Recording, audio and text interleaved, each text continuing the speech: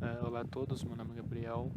Vou estar apresentando o trabalho de introdução aos sistemas operacionais da turma 01 e vou estar abordando programação multithread em Java e em C++. Bom, antes de iniciar a explicação prática de thread, você tem que entender que estas são subdivisões de processos.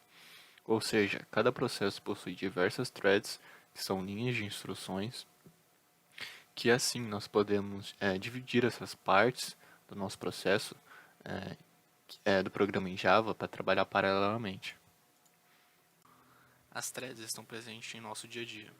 Elas estão em todos os processamentos realizados em nosso computador. Como, por exemplo, quando nós estamos ouvindo música e olhando, como exemplo, o Instagram ao mesmo tempo. Ali nós estamos realizando um processo em paralelo, mesmo que seja de forma transparente ao usuário.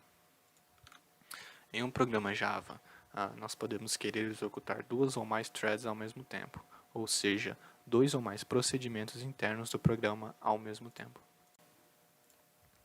Na plataforma Java, as threads são de fato o único mecanismo de concorrência suportado. De forma simples, nós podemos entender que esse recurso como trechos de códigos que operam independentemente da sequência de execução principal. Como diferencial, enquanto os processos de softwares que não dividem o mesmo espaço de memória, as threads sim. Isso permite compartilhar dados e informações dentro do contexto do software. Cada objeto thread possui um identificador único e inalterável, um nome, uma prioridade, um estado, um gerenciador de execuções, um espaço de armazenamento local e uma série de estruturas utilizadas pela JVM e pelo sistema operacional, salvando seu contexto enquanto ela permanece pausada pelo escalonador. Desde o início da plataforma Java, ela foi projetada para suportar programação concorrente, e de cá para cá, principalmente a partir da versão 5, foram incluídas APIs de alto nível que nos fornecem cada vez mais recursos para a implementação de tarefas paralelas, como os APIs presentes no pacote java.util.concorrente. Bom, agora eu vou falar um pouco sobre os construtores de sincronismo utilizados em thread em Java. O primeiro é o semáforo, o segundo são os monitores, o terceiro que eu separei é o mutex e o quarto é o countDownLet. Vou falar um pouco sobre variáveis atômicas.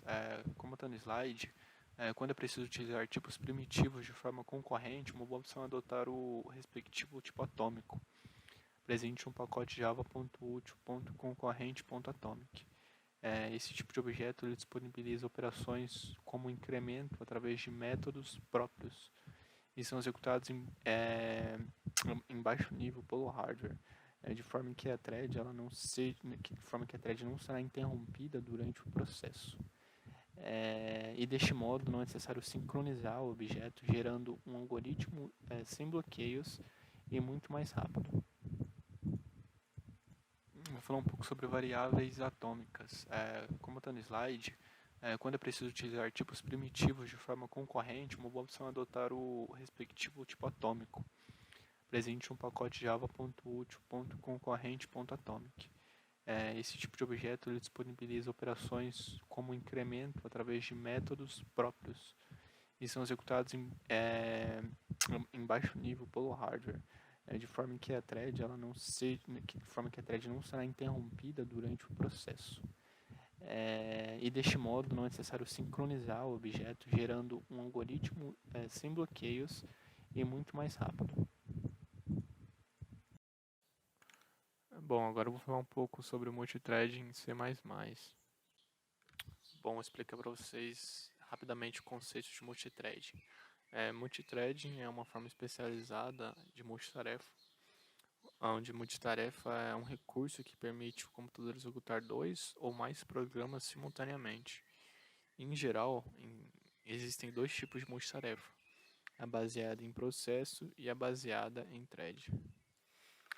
A multitarefa baseada em processo lida com uma execução simultânea de programas, e a multitarefa baseada em thread lida com a execução simultânea de partes do mesmo programa.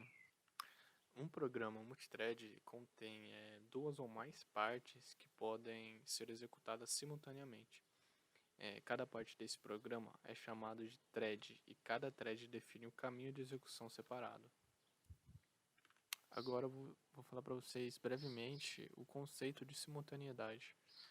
Simultaneidade ocorre quando várias cópias de um programa são executadas de forma simultânea, e enquanto se comunicam entre si. Simplificando, a simultaneidade é quando duas tarefas são sobrepostas.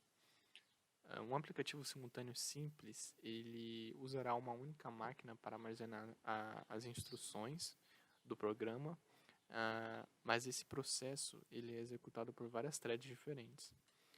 Então isso cria uma espécie de fluxo de controle, onde cada thread executa sua instrução antes de passar para a próxima. Simultaneidade em C++.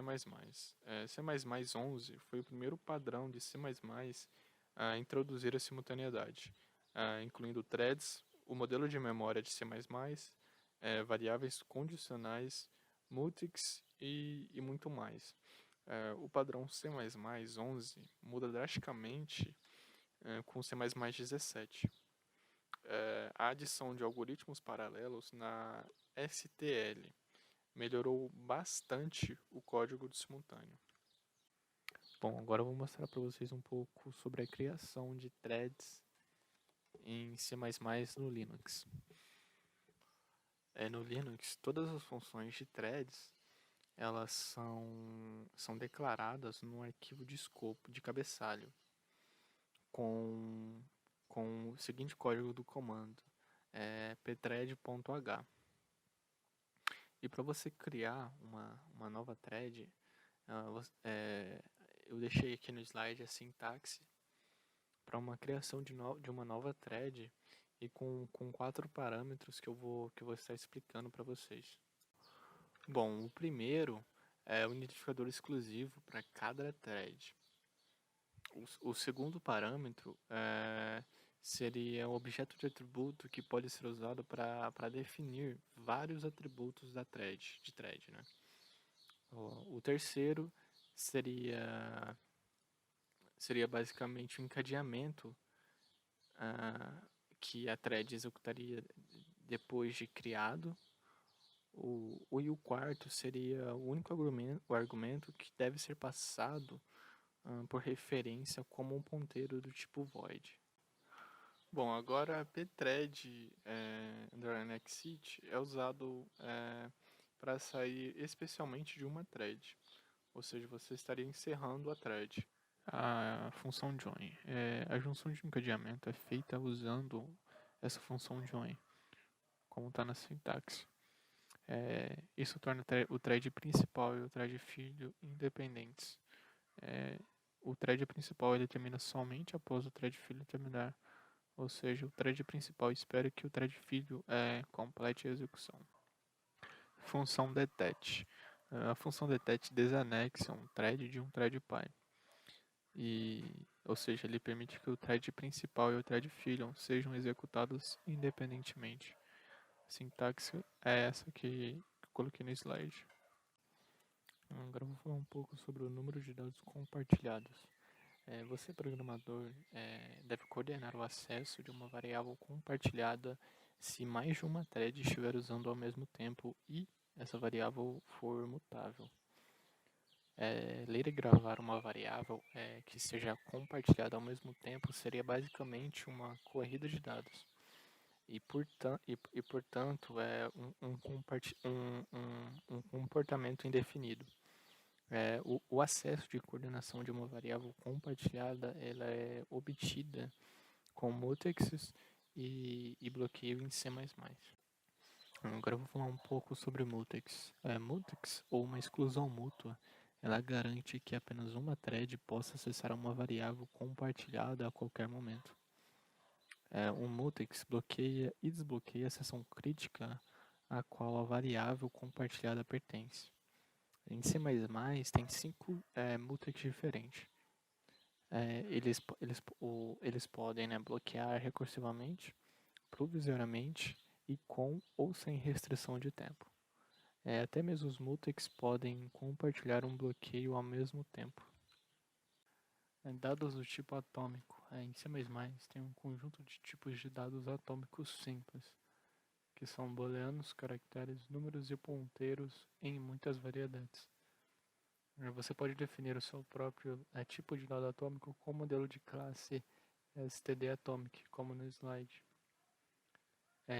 Os dados atômicos estabelecem sincronização e restrição de ordem que também podem valer para tipos não atômicos. Semáforos, mutex e variáveis de condição são construtores de sinalização utilizados pelo C++, e a partir deles são permitidas realizar operações parecidas com a do Java. Aqui temos um exemplo em C++ de um código para o problema produtor-consumidor. Primeiramente, a gente tem três variáveis: um vetor de inteiros referente aos produtos, um int, que será futuramente o índice do vetor, e um mutex. Nós temos três métodos: o do produtor, onde possui o mutex, e que é o acrônimo para mutual exclusion, ou exclusão mútua em português, que por sua vez que é o estado, onde uma, duas ou mais threads são impedidas de executar ao mesmo tempo. Ao setar em lock em uma thread, significa que ela tem acesso à exclusiva execução, que é o caso do exemplo. Além disso, é colocada uma variável auxiliar para gerenciar a condição do while. Aqui seria o básico, que através do índice do vetor nós inserimos um produto, ou, caso já tenha excedido, a gente dá um lock no mutex. O método de consumidor ele segue a mesma lógica, só que para retirar os itens do vetor. No main, nós declaramos duas threads, uma para produzir e outra do consumidor, né, para consumir. Bom, vou deixar aqui a execução e eu espero que vocês tenham entendido um pouco multithreading em C++ e em Java, como a gente aprendeu em sala. Obrigado a todos que assistiram.